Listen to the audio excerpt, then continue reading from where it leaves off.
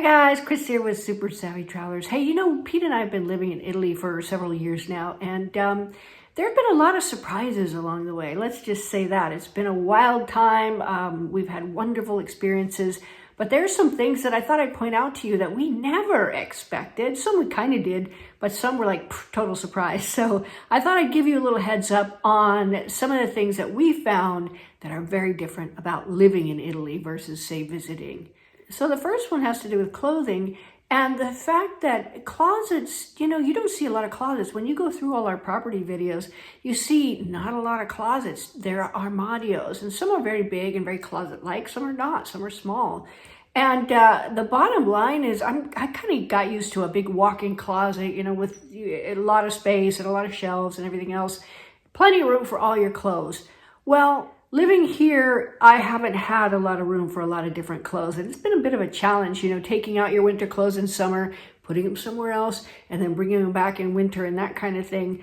However, I was kind of looking and watching and asking some of my Italian friends, and what I see is when they buy clothing, they buy classic pieces, something that's going to last a long time, something that's always in fashion, something you can mix and match with something else. They have a lot of scarves of different colors. They have a lot of accessories.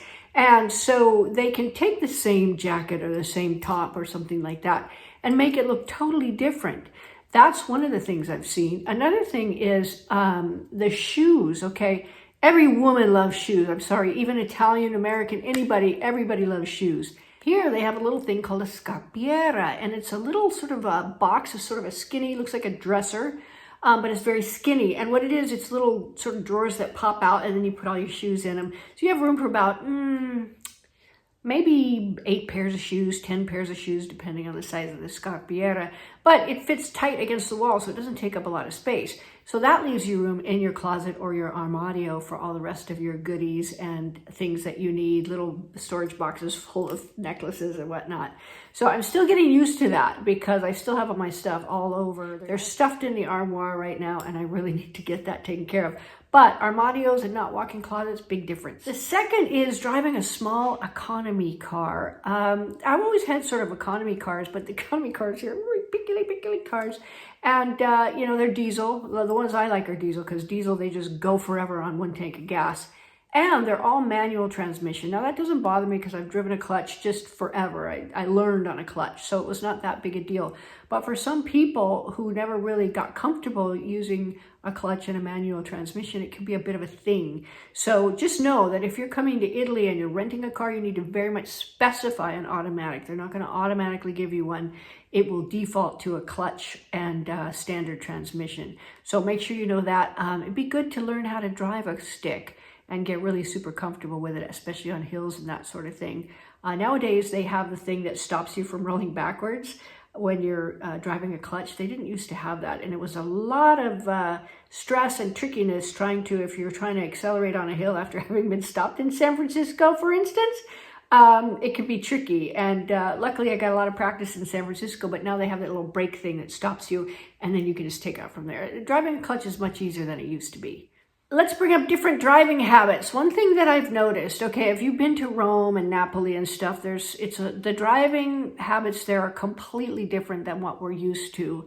The lines on the road, I don't see a whole lot of attention being put on the lines on the road. Maybe they are, and I don't know, but anyway, what I see here in Scalea, things are more or less kind of what we expect. It's a lot slower. But in summer, a lot of people come from Naples and they bring the Neapolitan driving habits here. So you have to be alert for everything. Right-hand turns from the left-hand lane, all kinds of stuff. It really feels like you're in a pinball machine and you're the ball, flippers and this coming out and this coming at you and stuff like that. It's a little bit challenging, but you do get used to it. And best to, in summer, do all your shopping in the early morning when everybody's sleeping in and stay away from the roads in the afternoon and evening. Which brings up another thing, summer tourists. We are in a very much tourist area down here in the Scalea, Santa Domenica, Talao, Belvedere Marittimo, and all these other places down here right along the coast. Summer tourists are a big, big deal. And the last 2 weeks in July and the first 2 weeks in August, we have a lot of tourists. And again, the roads are choked. The restaurants, you can't really get a seat. Parking is an issue. We tend to stay home in July and August or just walk everywhere we go because it's a little bit crazy. Santa Dominica Talao, not so much, because what happens in August is family members of the people who live there come there, and those are the tourists, the crowd that comes into Santa Dominica, but it's not that bad. Scalea, it's a totally changed atmosphere. All these empty apartments that you see during the winter time are all full suddenly, and everybody's going to the beaches. So you just have to be aware. It's going to change completely for about a month and a half or 2 months out of the year.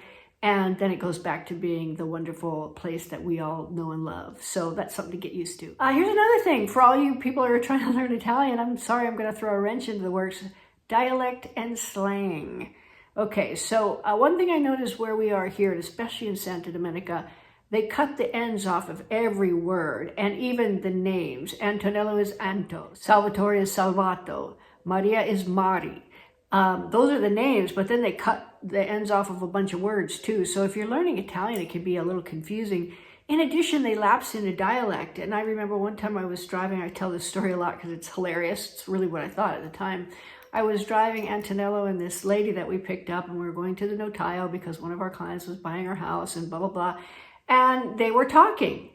And I didn't understand a word of what they were saying. It was obvious Italian because it sounded Italian. It sounded like I should know what they were saying, but I couldn't understand anything. And I'm driving and I'm kind of starting to sweat because I think I'm having a stroke. I don't understand Italian all of a sudden. Oh no, brain aneurysm or something going on.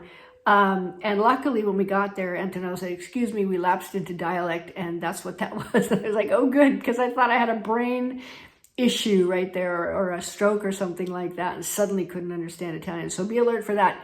If you hear Italian being spoken and you don't understand a word, probably dialect. Another thing I found out very recently, I went shopping with my girlfriend here, my Italian girlfriend, and she took me to this cute boutique. And we found a lot of really pretty things. In fact, I'm going to go back and buy some jeans with sparkles on them and the whole 9 yards. I just loved it so much. Anyway, shopping for a wedding. And we're looking for something for me to wear to a wedding. And, you know, I'm not very fashion savvy. I just throw on a dress usually and we're good. But I found out that, like, shoes, for example, we're going, okay, I'm going to buy these pants and they're going to be great, but you got to get them hemmed and you got to buy shoes. So I had to go buy shoes. Went to the shoe store and I had these cute loafer things because my ankle's broken. I'm like, I can't really wear high heels. They were teasing me. They bring out these high pumps and like, here are these, ah ha ha. I'm like, oh no, I'm totally not going to be doing that. But I would hold up a pair of loafers or cute loafers or something like that, shiny ones. And they go, no, troppo invernale. They're too wintry. I can't wear winter shoes at a summer wedding or a spring wedding. So I had to be careful about that. But when you go to a wedding in Italy, I said, you know, they said, what about this black dress? I go, black at a wedding? Oh no, I cannot do, no, you know. And they're going, why not? We do it all the time. And then she brings out this bright red suit, which I actually loved. I'm gonna go back and try it on. And I said, red at a wedding? And she's like, yeah, we do every color at a wedding except white. That's for the bride. You can wear any other color in the rainbow. And I was like, oh, this makes life so much easier for me when I go wedding shopping. And in fact, I found a beautiful pair of pink pants and a beautiful black blazer and a cream colored top and a beautiful necklace. And I'm going to look stunning in my shoes that we found that are not too wintry. They're actually good spring shoes, comfortable, and I can fit my giant compression sock into it. So life is good, and now I know all about that. Another thing is I was amazed at how the women here all know about fashion. Like, they were all schooling me yesterday on, this is what you wear to a wedding. No, you can't wear those shoes. They're too wintry. You got to have a sandal or an open toe or something that shows, you know, your toe cleavage and that kind of thing. You can do all of those things, but you can't have like a closed loafer type shoe or anything like that. On the other hand, they said, well, if you wanted to wear like sneakers, they have these sneakers with all kinds of jewelry on them. They're really blingy and cute. And they said, if you wanted to wear that, you probably could get away with it. I was like, oh, maybe so. I found some other shoes that were a little more elegant, but I was looking at those blingy sneakers going, you know, that would be comfort and style. And I would make really a good fashion statement despite my injured ankle. So I thought that was pretty cool. Anyway, they all know about fashion. Like, this would not go. No, if you wear tight pants, you got to have a loose flowing top, you know, for me anyway. This is good, but no, it doesn't look good in the back. No, those are fine. Tight pants are good, you know, and I'm like, oh, I don't want tight pants. They know all about fashion. They pulled out all these beautiful things. They put them together, and I'm like, oh, I need you for my personal shopper because it's just gorgeous. And in fact, when you go in the boutiques, a lot of times they do become your personal shopper, and they have excellent taste. So that's the thing. And bella figura, you know, walking out and being beautifully dressed or clean and nice, you know, not looking like you just came out of the fields, unless you just came out of the fields, in which case that's appropriate. Another thing about the bella figura thing. Now, bella figura is not just looking good all the time. That's part of it. You know, being clean, being respectful. You know, when you walk out and you're clean and you look nice, it's respectful to the people that you run into. But it's also being respectful on the roads, in the supermarket, being kind to people, paying people on time. And I think if I had to put it into a nutshell, I would say respect. Human life is respect. It doesn't matter if you're old. It doesn't matter if you're mentally challenged. It doesn't matter if you're a baby or a child. It doesn't matter. Everybody is respected, and they're treated with the respect that every human being deserves.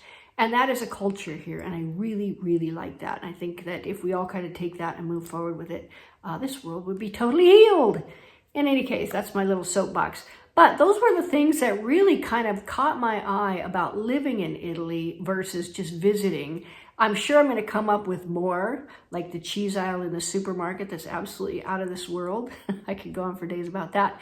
But that'll get you started. And when you come over, be on the alert for these things. And let me know in the comments if you have some other ideas of things that might be different when you're living in Italy versus coming here as a tourist or living in America or another country. See you soon, guys.